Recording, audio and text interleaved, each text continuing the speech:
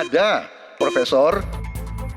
Demikianlah sepenggal pernyataan dalam debat calon presiden pada Minggu 7 Januari lalu. Saat itu, Capres nomor urut 2 yang juga Menteri Pertahanan, Prabowo Subianto, menolak membeberkan data dan fakta yang ditanyakan oleh Capres lain. Alasannya, data pertahanan adalah rahasia. Lalu, seberapa rahasiakah data pertahanan itu?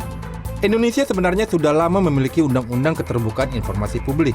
Dalam aturan itu sudah disebutkan data apa saja yang dikategorikan informasi yang dikecualikan untuk dikonsumsi publik. Di antaranya adalah informasi tentang strategi, intelijen, operasi, taktik dan teknik yang berkaitan dengan penyelenggaraan sistem pertahanan dan keamanan negara.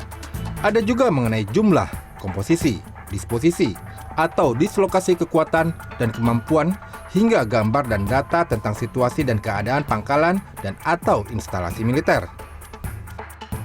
Semangat pembentukan Undang-Undang Keterbukaan Informasi Publik adalah publik berhak tahu bagaimana kinerja lembaga negara yang dibiayai oleh pajak rakyat. Pengawasan publik juga sebagai bentuk pencegahan terhadap penyalahgunaan anggaran dan pencegahan korupsi. Ya, jadi betul, memang adanya hak masyarakat atas informasi itu munculnya karena anggaran. Ketika masyarakat memberikan anggaran berupa pajak dan seterusnya kepada lembaga publik atau badan publik, maka badan publik juga punya kewajiban untuk menunaikan pertanggungjawaban. Salah satu yang menjadi sorotan dalam debat Capres terakhir adalah penggunaan anggaran dan pengadaan pesawat bekas. Apakah penggunaan anggaran itu juga termasuk rahasia? Pada umumnya pengadaan secara umum itu sifatnya terbuka karena prinsipnya transparansi, akuntabilitas, dan partisipasi. Tapi ketika bicara tentang alat-alat yang punya kategori khusus, yang punya kaitan dengan 3 kepentingan tadi, salah satunya saja sudah bisa terpenuhi, itu badan publik memang berhak untuk memberikan pengecualian. Tapi tentunya harus dipertanggungjawabkan dengan uji konsekuensi masing-masing. Namun demikian, sebenarnya banyak cara untuk mengetahui data penggunaan anggaran dan pengadaan. Banyak cara sebenarnya untuk mendapatkan data pertahanan, terutama mengenai pengadaan alutsista. Mengapa? Karena kebanyakan atau mayoritas pengadaan alutsista kita itu berasalkan dari impor. Karena itu, seringkali pengadaan itu tercatat dan terpublikasi dan juga tercatat dalam sistem perdagangan senjata global. Salah satu situs yang menyajikan data-data tersebut adalah sipri.org. Sipri ini adalah sebuah organisasi nirlaba yang berbasis di Swedia.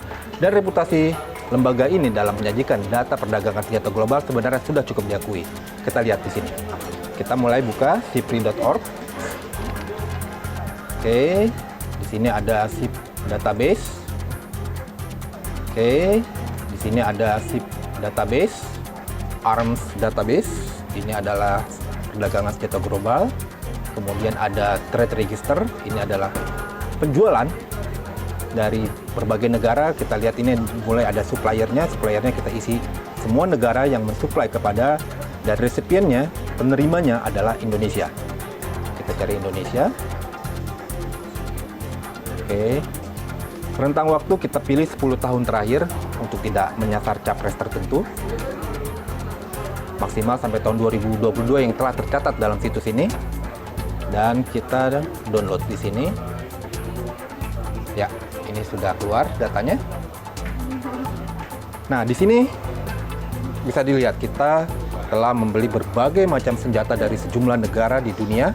Seperti misalnya kita membeli sebanyak 16 pesawat Super Tucano dari Brazil dengan nilai, di sini ada nilainya juga, yaitu 403 miliar dolar. Jadi memang datanya ini cukup lengkap di sini. Ada mulai dari tahun pemesanan, tahun penjualan, dan juga anggaran yang dibutuhkan.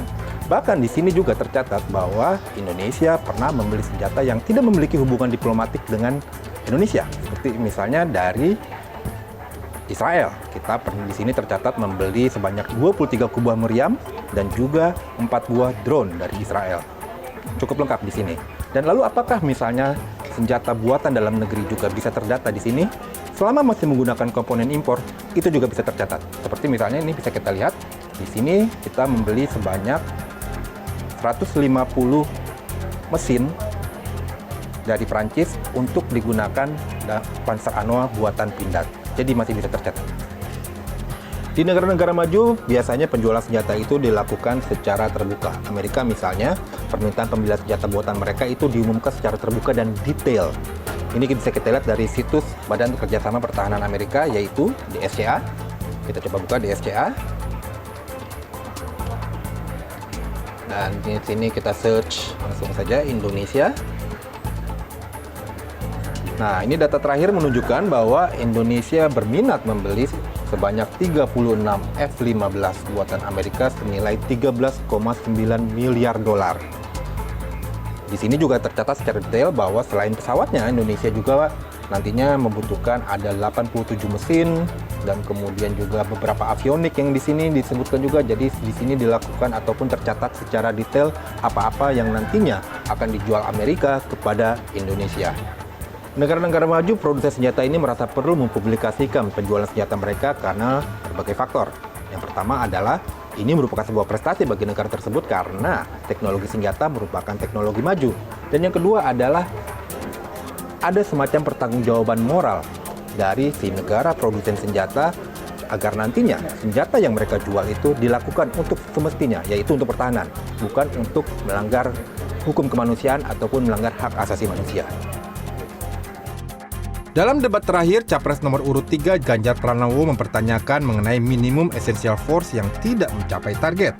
Data ini juga sejatinya bisa diperoleh secara terbuka. Beberapa situs lembaga negara juga sebenarnya sudah mulai terbuka terhadap data-data pertahanan, seperti misalnya situs Kemenko Polhukam ini.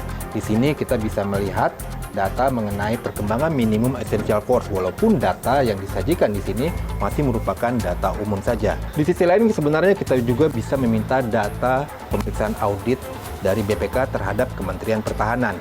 Di sini kita bisa melihat bagaimana Kementerian Pertahanan membelanjakan anggaran yang berasal dari uang rakyat. Meski undang-undang telah menyebutkan informasi publik mana saja yang dirahasiakan atau dikecualikan, publik masih punya hak mempersengketakan hal tersebut. Setelah keberatan, silahkan mengajukan namanya penyelesaian sengketa informasi publik ke Komisi Informasi. Di situ ada persidangan yang menentukan nanti apakah lebih kuat dalil atau argumentasi dasar-dasar yang dikemukakan oleh kementerian untuk mengecualikan atau masyarakat, baik individu ataupun kelompok yang memohon informasi tersebut. Pada zaman globalisasi dan internet sejatinya sulit untuk menyembunyikan rahasia terkait alat pertahanan. Karena itu, rahasia yang sesungguhnya adalah ada pada strategi dan pemikiran para petinggi pertahanan negara. Tim Liputan CNN Indonesia, Jakarta.